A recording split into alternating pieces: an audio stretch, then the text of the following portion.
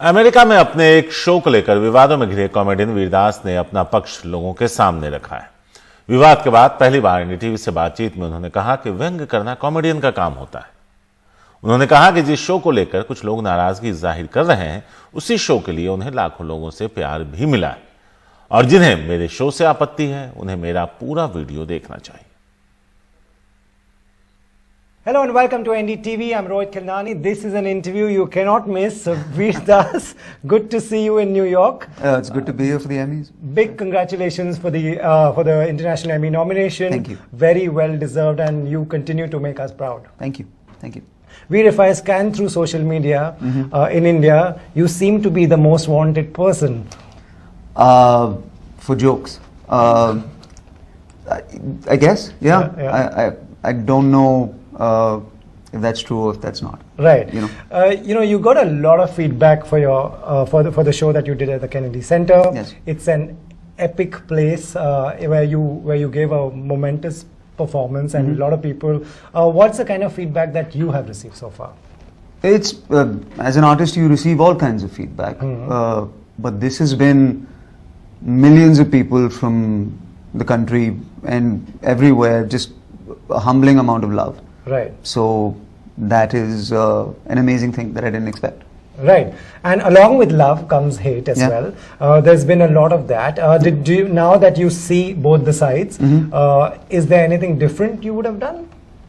About the performance? Yes. About the things you said? I think laughter is a celebration. And when laughter and applause fill up a room, that's a moment of pride. And I think that any Indian who has a sense of humor, or understands satire, or watches my entire video, knows that that's what happened in that room. Right. You were very, you said watch it in totality and don't watch excerpts, and that's something that. So were you expecting, because if you say these things, if you say lines like, if you mention we run over farmers, and if you mention we gang rape women in India, you along with the good side and the bad side, and you balanced it through the show. You must be expecting some kind of a reaction.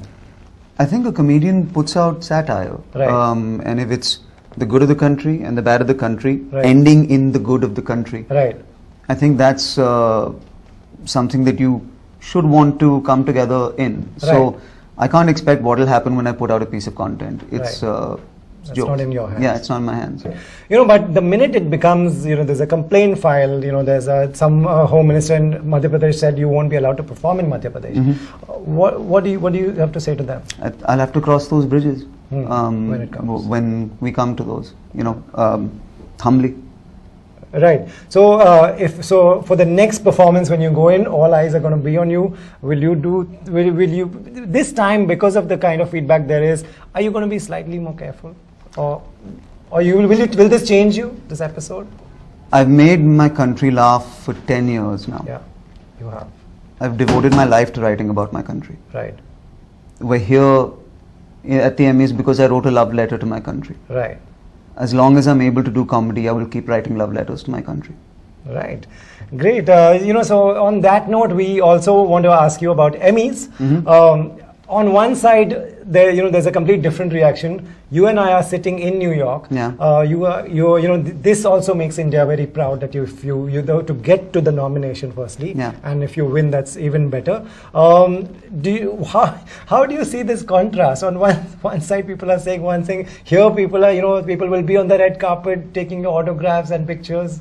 I don't think so much about any of that. I've never expected to be nominated for anything in my entire life. I don't expect to get dinner this evening. That's just who I am. I write jokes in the morning and then I tell them in the evening. And that's it. I don't think about these large things. Right. Veer, what is the way forward for comedians? Like, if you're facing this, maybe there's a young stand-up comic who's watching this interview. What is the way forward? Like this, you have to take one show at a time and life one day at a time. How does one move forward and write jokes? Because this will keep going on. I don't know. I think I just don't know. Write jokes and hope to hell that people watch all of them, the full thing, in its actual context. Right. When you tie up with Netflix for a show. I like this time you put your content on YouTube, and last time you tied up with Netflix. How does this work for you? Because on YouTube you can, I mean, I feel, please correct me, you can put out your own content, but there will be, is there some, censorship when it comes to platforms? I'm not aware of any censorship across any of them. Okay, you've never been told to tone down the joke? No, these are jokes. People enjoy jokes. They love jokes. People love to laugh.